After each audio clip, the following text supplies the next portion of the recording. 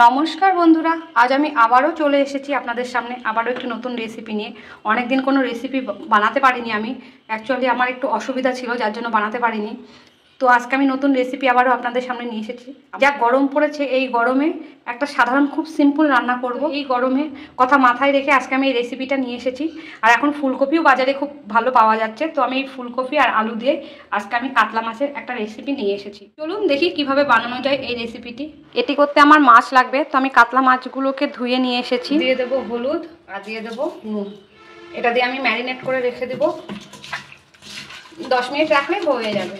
তো আমার হাতে তো অত সময় নেই, আমি জাস্ট 5 মিনিট রাখবো। কড়াই বসিয়ে দিয়েছি, কড়াইয়ের মধ্যে দিয়ে দেবো আমি তেল। রান্নাটা আমি সর্ষের তেলেই করব। আমার গরম হয়ে গেছে, দিয়ে দিলাম একটু রাঁধুনি। তেলটা একটু স্প্রেড করে দেবো। আর আমি এর মধ্যে মাছগুলো সব দিয়ে দেবো। এবার আমি মাছগুলো উল্টিয়ে নেব। তো মাছগুলো আমার ভাজা হয়ে গেছে, দেখুন এভাবে আমি মাছগুলো এবার সব তুলে নেব। তো এটা আমি ফুলকপি দিয়ে যেহেতু করবো, তো ফুলকপি কেটে নিয়ে এসেছি দেখুন এভাবে। আর আলুগুলোও কেটে নিয়েছি এভাবে। আলুর মধ্যে আমি দিয়ে দেবো একটা শুকনো লঙ্কা আর দিয়ে দেবো জিরে ফোড়ন।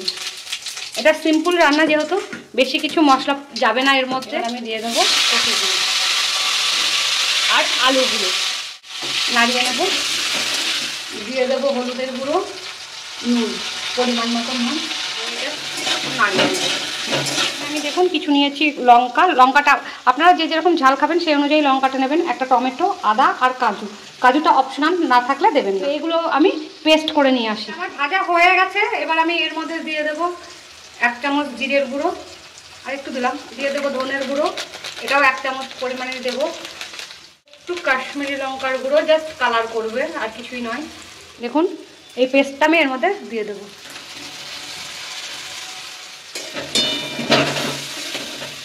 ভালো করে কষিয়ে নিতে হবে। দেবো টক দই, এটা আমার ঘরে পাতা টক দই 1 টেবিল চামচ দিয়ে দিলাম, নাড়িয়ে নেব। এখন মশলাটা কষানো হয়ে গেছে, কেমন তেল ছেড়ে দিয়েছে। এবার আমি এর মধ্যে দিয়ে দেবো জল। এটা যেহেতু পাতলা ঝোল হবে, খুব বেশি গাঢ় হবে না, কেন ঝোলের পরিমাণটা বুঝে আপনারা জলটা দেবেন। তো আমি এইটুকুই জল দিলাম, আমাদের এতে 4 জনের হয়ে যাবে। ঝোলটা আমার ফুটতে লেগে গেছে, এবার এটাকে আমি একটু ঢাকা দিয়ে রেখে দেবো। ততক্ষণ ঢাকা দিয়ে রাখবো যতক্ষণ আলু আর কপিটা সেদ্ধ না হয়। তো আমি গ্যাসের ফ্লেমটাকে মিডিয়ামে রেখে এটা ঢাকা দিয়ে দিলাম। তো আমি প্রায় 8-10 মিনিট পরে চলে আসলাম, ঢাকনাটা খুলে দেখে নেব। আমার আলু আর কপি সেদ্ধ হয়ে গেছে মনে হচ্ছে। দেখুন আলুগুলো ডিভাইড হয়ে যাচ্ছে, আমার গ্রেভিটা অনেকটা কমে গেছে। এবার আমি এর মধ্যে দিয়ে দেবো মাছ। এর থেকে বেশি ঝোল আমি শোকাবো না।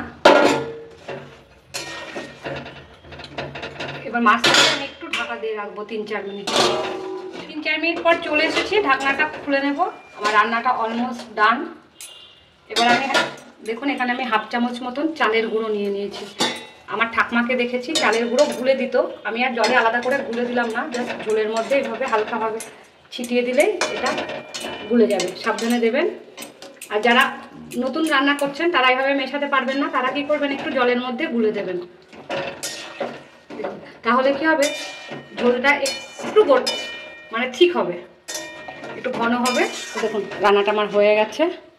দেখুন ঝোলটাও এখন কি সুন্দর, গ্রেভিটা ঠিক হয়ে গেছে, অতটাও পাতলা নেই। এবার আমি দিয়ে দেবো এর মধ্যে গরম মশলার গুঁড়ো 1/2 চামচ দিয়ে দিলেই হয়ে যাবে।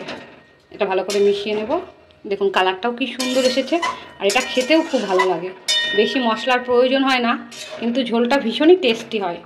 এখানে আমি ধনেপাতা ইউজ করলাম না, কেউ যদি মনে করেন ধনেপাতা খাবো তাহলে কিন্তু দিতে পারেন। আর আমি বলবো ধনেপাতা না দেওয়াই ভালো, তাহলে কফির সেন্টটা বেশি ভালো পাওয়া যাবে। এবার আমি এটা নামিয়ে নেব। দেখুন কালারটা কি সুন্দর এসেছে, এটা খেতেও খুব ভালো হয়। শুধু দেখতেই ভালো হয়েছে তা নয়, এটা কিন্তু খেতেও ভীষণই ভালো হয়। তো ভিডিওটা এতক্ষণ দেখার জন্য অনেক ধন্যবাদ। ভিডিওটাকে অনেক অনেক করে লাইক করুন, শেয়ার করুন। আর এই চ্যানেলটিকে সাবস্ক্রাইব করে রাখুন, যাতে আগামী ভিডিওগুলো আপনারা খুব সহজে আর তাড়াতাড়ি পেয়ে যান। আমি এটা কাতলা মাছ দিয়ে বানাচ্ছি, আপনারা চাইলে কিন্তু রুই মাছেরও করতে পারেন। তো আমি আশা রাখবো রেসিপিটা ভালো লাগলে অবশ্যই বাড়িতে একবার বানাবেন আর পরিবারের সকলে মিলে এটি এনজয় করবেন। তো ভিডিওটা এই পর্যন্তই, দেখা হবে নেক্সট ভিডিওতে, ততক্ষণে টাটা।